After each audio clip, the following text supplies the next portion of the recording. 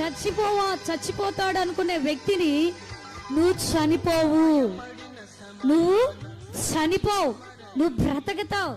యేసయ్య నిన్ను బ్రతికిస్తాడు. యేసయ్య మంచి సమరయుడై ఉంటున్నాడు.